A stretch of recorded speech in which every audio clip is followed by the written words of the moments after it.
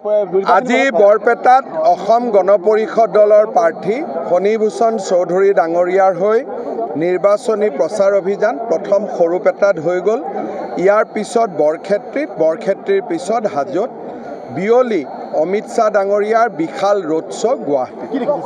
ইয়াতো একো অসুবিধা নাই। বৰপেটা, গুৱাহাটী, কোকৰাঝাৰ আমি অনায়াসে জিকিম। ধুবুৰীত মই যোৱা নাই, 2 তাৰিখে যাম। মানুহ ৰ'দ বৰষুণ আওকাণ কৰি বিজেপিৰ সভালৈ মানুহৰ আগমন আৰু অদ্ভুত জনসমৰ্থন। আজি বৰপেটাত অসম গণ পৰিষদ দলৰ প্ৰাৰ্থী ফণীভূষণ চৌধুৰী ডাঙৰীয়াৰ হৈ নিৰ্বাচনী প্ৰচাৰ অভিযান প্ৰথম সৰুপেটাত হৈ গ'ল। ইয়াৰ পিছত বৰক্ষেত্ৰীৰ পিছত হাজোত, বিয়লি অমিত শ্বাহ ডাঙৰীয়াৰ বিশাল ৰোড শ্ব' গুৱাহাটী। ইয়াতো একো অসুবিধা নাই। বৰপেটা, গুৱাহাটী, কোকৰাঝাৰ আমি অনায়াসে জিকিম।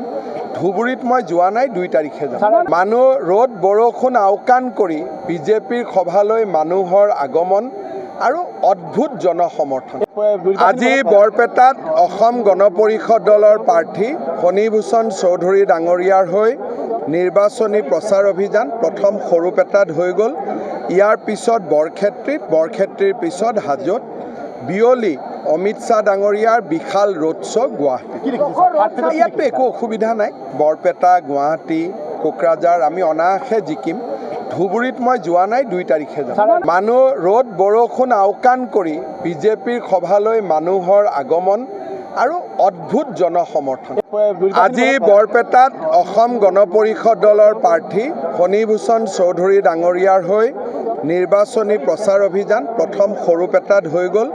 ইয়াৰ পিছত বৰক্ষেত্ৰীৰ পিছত হাজোত, বিয়লি অমিত শ্বাহ ডাঙৰীয়াৰ বিশাল ৰোড শ্ব' গুৱাহাটী। ইয়াতো একো অসুবিধা নাই। বৰপেটা, গুৱাহাটী, কোকৰাঝাৰ আমি অনায়াসে জিকিম। ধুবুৰীত মই যোৱা নাই, 2 তাৰিখে যাম। মানুহ ৰ'দ বৰষুণ আওকাণ কৰি বিজেপিৰ সভালৈ মানুহৰ আগমন আৰু অদ্ভুত জনসমৰ্থন। আজি বৰপেটাত অসম গণ পৰিষদ দলৰ প্ৰাৰ্থী ফণীভূষণ চৌধুৰী ডাঙৰীয়াৰ হৈ নিৰ্বাচনী প্ৰচাৰ অভিযান প্ৰথম সৰুপেটাত হৈ গ'ল। ইয়াৰ পিছত বৰক্ষেত্ৰীৰ পিছত হাজোত, বিয়লি অমিত শ্বাহ ডাঙৰীয়াৰ বিশাল ৰোড শ্ব' গুৱাহাটী। ইয়াতো একো অসুবিধা নাই। বৰপেটা, গুৱাহাটী, কোকৰাঝাৰ আমি অনায়াসে জিকিম। ধুবুৰীত মই যোৱা নাই, 2 তাৰিখে যাম। অসমৰ 14টা লোকসভা সমষ্টিত কেনে চলিছে নিৰ্বাচনী প্ৰচাৰ। এইবাৰ জনতাই বিচাৰিছে কোনটো দলক। পুৱাৰ পৰা নিশালৈ কেনেকৈ চলাইছে নেতাই প্ৰচাৰ। 14টা সমষ্টিৰ ভোটাৰৰ মনৰ কথা। ষ্টাৰ চিমেণ্ট, নেতাৰ সৈতে 24 ঘণ্টা। Powered by Data Mission.